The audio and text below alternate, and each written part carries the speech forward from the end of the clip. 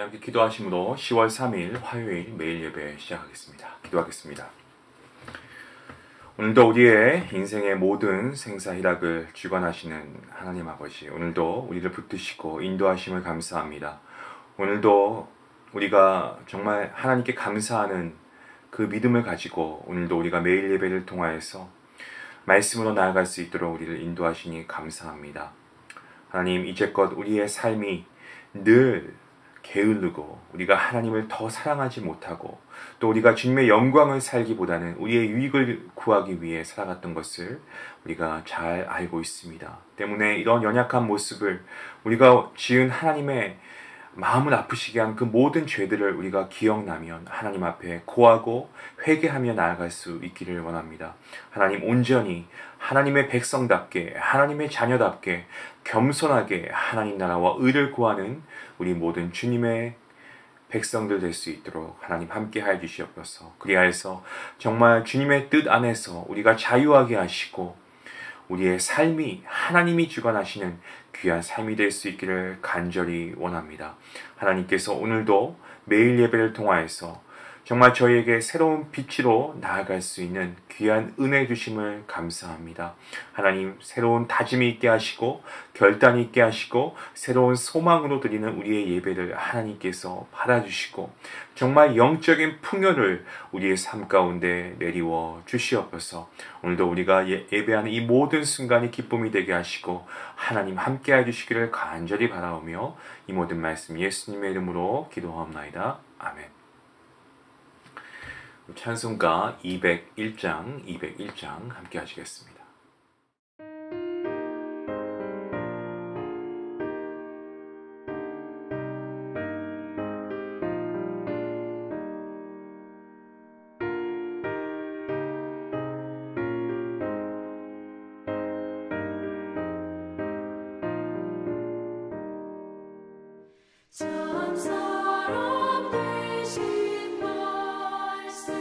하늘의 지혜요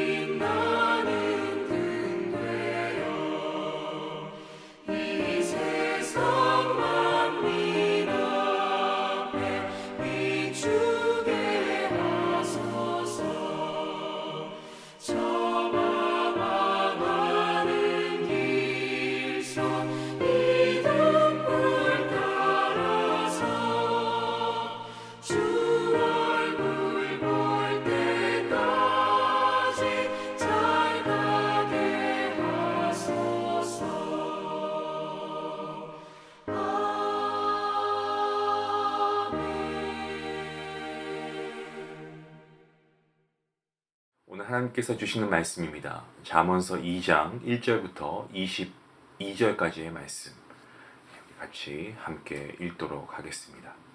1절 말씀부터 함께 봅니다.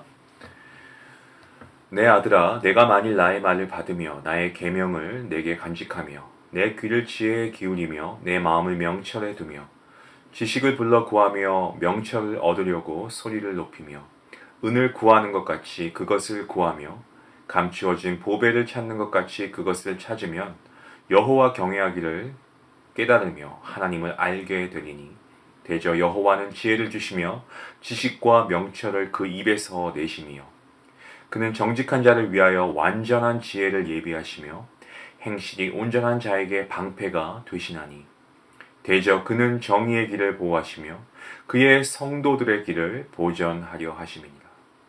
그런즉 내가 공의와 정의와 정직 곧 모든 선한 길을 깨달을 것이라. 곧 지혜가 내 마음에 들어가며 지식이 내 영혼을 즐겁게 할 것이요 근신이 너를 지키며 명철이 너를 보호하여 악한 자의 길과 패역을 말하는 자에게서 건져내니라. 이 무리는 정직한 길을 떠나 어두운 길로 행하며 행악하기를 기뻐하며 악인의 패역을 즐거워하나니 그 길은 구부러지고 그 행위는 패역하니라. 지혜가 또 너를 음녀에게서 말로 호리는 이방 계집에게서 구원하리니 그는 젊은 시절의 짝을 버리며 그의 하나님의 언약을 잊어버린 자라. 그의 집은 사망으로 그의 길은 스올로 기울어졌나니 누구든지 그에게로 가는 자는 돌아오지 못하며 또 생명길을 얻지 못하느니라. 지혜가 너를 선한 자의 길로 행하게 하며 또 의인의 길을 지키게 하리니 대저 정직한 자는 땅에 거하며 완전한 자는 땅에 남아있으리라. 그러나 악인은 땅에서 끊어지겠고 간사한 자는 땅에서 뽑히리라. 아멘. 잠언은 31장으로 구성이 되어 있죠. 그래서 1장에서부터 9장 이렇게 한 부분과 그리고 10장에서 31장까지 이렇게 또 하나의 부분으로 이 두 가지 부분으로 나눌 수가 있습니다. 먼저 1장에서 9장까지의 말씀은요, 젊은 사람들에게 주는 교훈의 말씀입니다. 왕궁에서 미래의 지도자들을 교육하기 위해서 모은 말씀, 다시 말해서 젊은 사람들이 새겨들어야 하는 말씀이라고 합니다. 그래서 1장에서 9장까지의 자주 등장하는 말이 내 아들아 라는 표현이 바로 그것입니다. 그러니까 젊은 사람들에게, 자식 같은 젊은 사람들에게 또 한 살이라도 더 어렸을 때에 하나님의 말씀을 듣게 해주려는 것입니다. 그리고 나서 후반부인 10장에서부터 마지막 장 31장까지는 실제 생활에서 들어야 하는 교훈의 말씀들입니다. 삶을 어떻게 살아가는 것이 지혜로운 것인가를 깨우쳐주는 그러한 말씀이죠. 오늘 본문은 어떻습니까? 내 아들아 라는 말로 시작하고 있습니다. 굉장히 이 말을 듣기만 해도 어떻습니까? 따뜻하게, 아주 친근하게 들리는 말이 아닐 수가 없는데요. 만약 이 말씀이 앞으로 지도자가 될 젊은이들을 모아놓고 한 말이라고 한다면 그들에게 젊은이들이라고 부를 수 있었을 겁니다. 그런데 어떻게 부릅니까? 내 아들아 라고 부르고 있습니다. 이 상대방을 굉장히 친밀하게 여기면서 진심 어린 마음으로 대하며 정말 무엇이든 다 주고 싶은 그러한 대상을 부르는 것처럼 그렇게 들립니다. 본문 1절 말씀에서 받다라는 것의 의미는요, 무엇인가를 취해서 자기 수중에 두는 것을 의미하는 말이고요. 간직하다라는 이 말은 이 보석을 눈에 띄지 않는 곳에 보관하는 것을 의미하는 겁니다. 그러니까 솔로몬, 잠언서의 이 저자라고 하는데요. 이 솔로몬은 하나님의 말씀을 풀어서 전하는 이 말을 정말 소중하게 여길 것을 권면하고 있습니다. 1절 말씀이 간직해야 할 계명을 손으로 받는 것을 강조하고 있다고 한다면 그 뒤에 나오는 2절 말씀은요, 이것을 더욱 강조해서 귀와 마음으로 받을 것을 말하고 있습니다. 이 귀라고 하는 것이 외적인 기관이면 마음은 내적인 기관이죠. 그만큼 지혜와 명철은 중요하다라는 것을 의미하고 있습니다. 때문에 명철을 얻기 위해서는 소리를 높여야 한다라고 합니다. 그것은 큰 소리로 부르짖어야 한다라는 거죠. 우리 한국 기도는 특별히 전 세계적으로 유명합니다. 그 중에서도 이 통성기도는 제가 심지어 신학교 다닐 때 이 통성기도에 대해서 제가 설명을 하니까 많은 신학생들도 그렇고 굉장히 놀라더라고요. 이러한 기도가 있었나? 그렇습니다. 이 통성기도 우리 한국 분들이라면 특히나 우리가 이 통성기도에 많이 익숙한데요. 이 통성기도는 어떻습니까? 단지 소리를 크게 지른다라고 생각하시는 분들이 있을지 모르겠습니다만 사실 그런 의미보다는 다른 의미가 더 깊이 들어가 있습니다. 예를 들어서 우리가 그냥 소리만 크게 지른다라고 한다면 그냥 고성을 지르거나 아니면 뭐 지금 우리가 사용하는 예배 때 사용하는 마이크를 가지고 정말 큰 스피커에서 소리를 크게 내면은 우리가 그냥 일반 목소리를 내는 것보다야 훨씬 비교할 수 없을 만큼 큰 소리를 낼 수 있지 않겠습니까?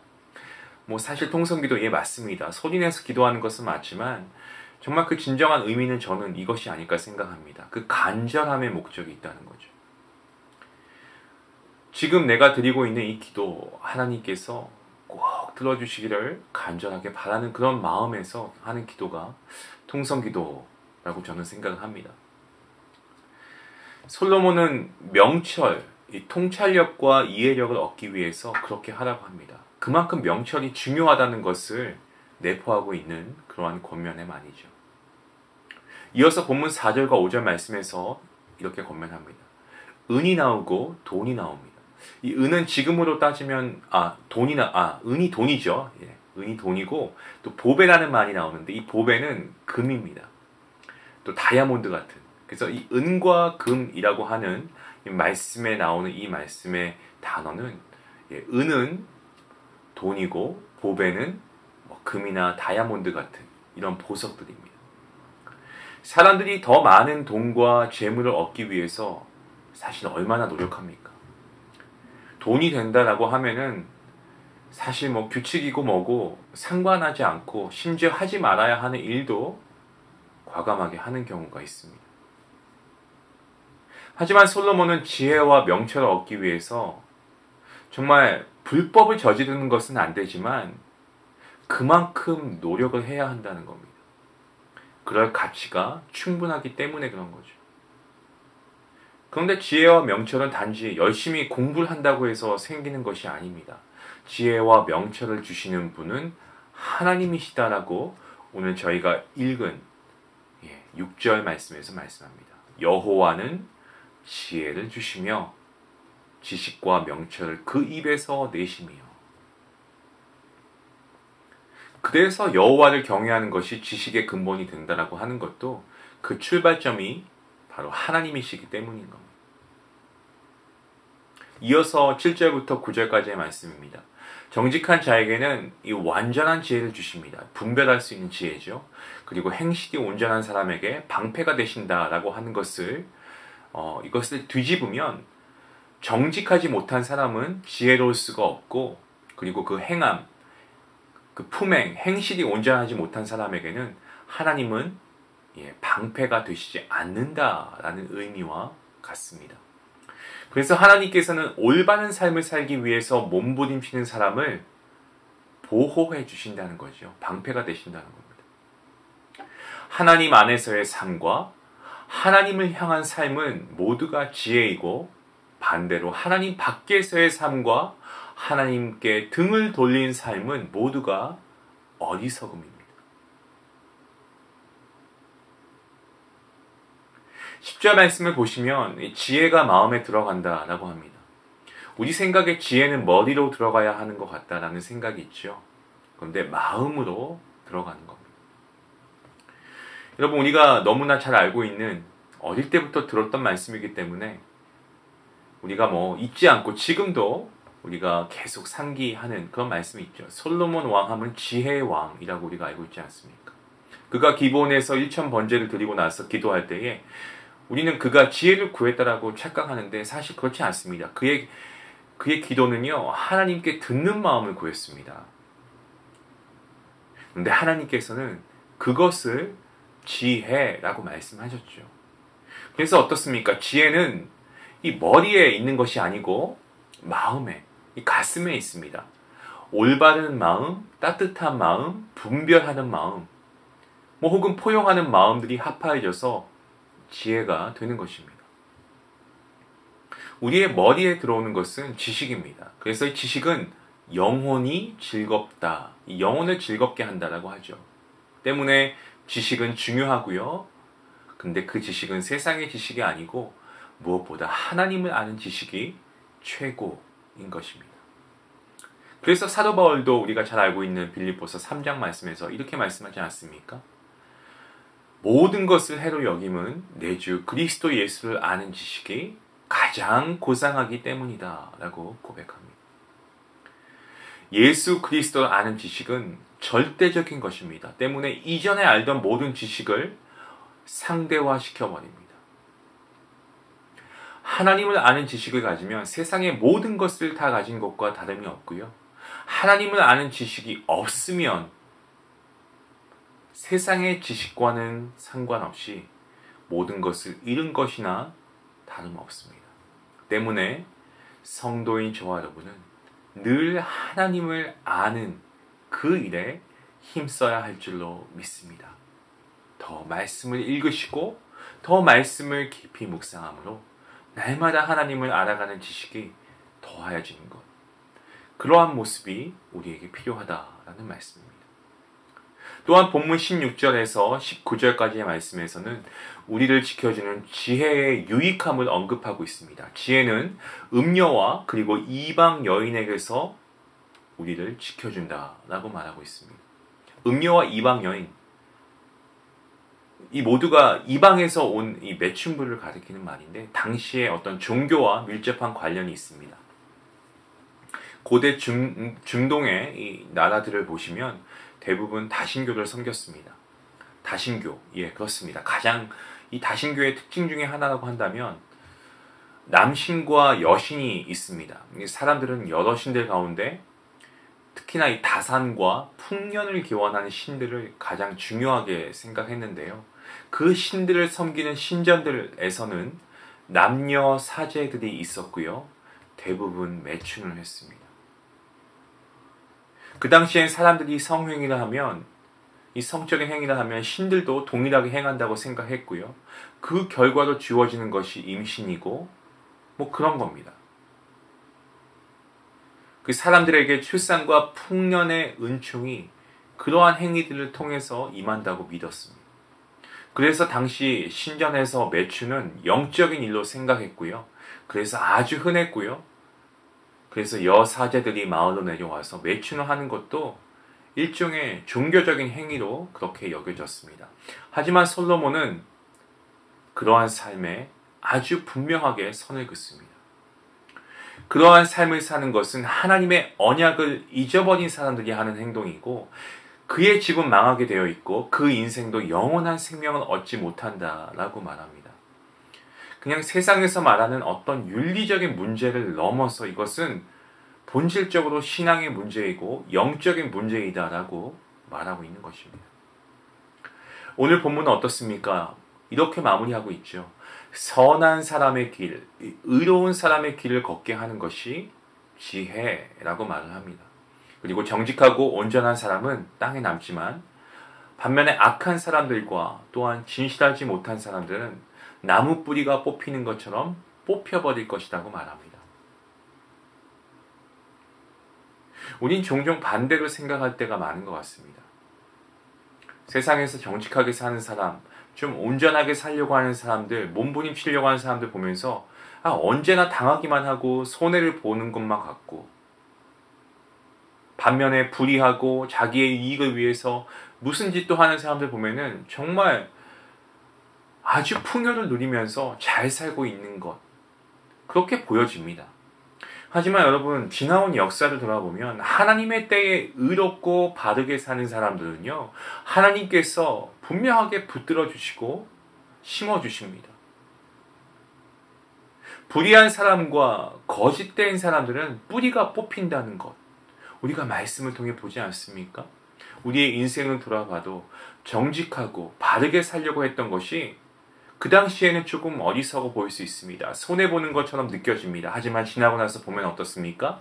그때 그 삶이 우리 믿음, 저와 여러분의 믿음의 뿌리를 받게 해주었고, 선하지 않은 마음을 품고 자신의 욕망이나 이익을 위해 살았던 것은 그 당시에는 달콤하게 여겨져 생각해서 우리가 그냥 별다르게 생각하지 않고 그러한 행위들을 행했을지 모르지만 곧 그것은 나중에 좋지 않은 결과로 분명히 우리에게 다가옵니다. 사랑하는 성도 여러분, 지혜로운 자가 될 수 있길 원합니다.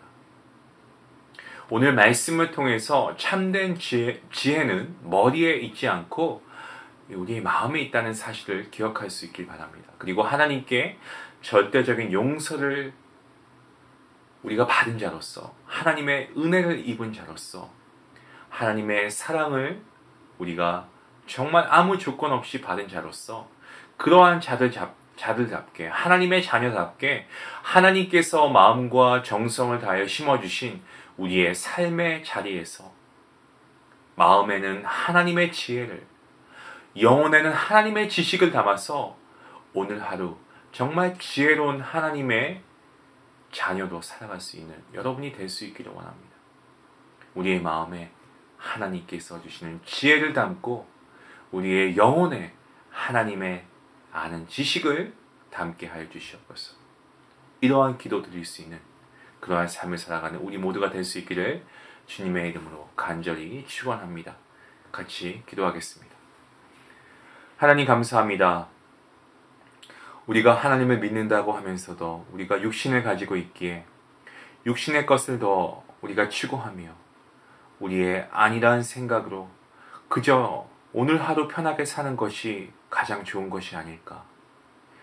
우리가 때로는 오늘 하루 잘 살고 나면 그것이 우리가 마치 잘 입고 잘 먹고 우리가 하고 싶은 것을 다 했기 때문에 우리가 잘 살았다라고 잘못 착각하는 경우가 얼마나 많이 있습니까? 하나님, 하지만 이것은 결코 성경에서 말하는 진정한 지혜자의 삶이 아닌 것을 우리가 다시 한번 깨닫습니다. 오늘 말씀을 통해서 우리가 지혜로운 삶을 살기 원하는데 그렇게 하기 위해서는 우리가 오늘 말씀을 통해 정말 다시금 우리가 지혜의 그 참 뜻을 깨닫고 지혜의 근원이신 하나님 앞에 나아갈 수 있기를 원합니다. 그리하여서 우리가 오늘 하루 가운데 지혜로운 삶을 살아서 우리의 삶이 복된 것이고 지혜로운 자가 되어서 우리가 하나님의 은혜를 받는 것이며 지혜로운 자가 되었기에 오늘 하루도 우리가 잘 살았다 하나님께 인정받는 것임을 다시 한번 깨닫게 하여 주시옵소서. 세상의 지식을 우리가 머리에 쌓는 것보다 더 중요한 것은 우리의 마음 가운데 하나님의 지혜를, 하나님의 지식을 우리가 계속해서 더 깨닫고 우리가 수용하며 그 말씀대로 순종하며 따라가는 것인 줄 믿습니다. 오늘도 우리가 잠언을 통해서 우리가 지혜자의 모습으로 살아갈 수 있도록 도와주시고 이러한 지혜자의 삶을 통하여 더욱더 하나님을 영화롭게 할 수 있는 귀한 우리 모든 중한 가족들 될 수 있도록 하나님 함께하여 주시옵소서. 감사하며 예수님의 이름으로 기도하옵나이다. 아멘. 오늘 말씀을 통해서 우리가 함께 다시 한번 지혜와 명철을 얻기 위해서 우리가 그 목마름을 가지고 하나님께 나아갈 수 있기를 원합니다. 오늘도 우리가 하나님께서 우리 주신 삶의 자리에서 우리가 마음과 정성을 다해서 하나님의 말씀을 지키는 삶을 살아가게 하여 주시옵소서. 우리가 같이 함께 말씀을 생각하시면서 기도하겠습니다.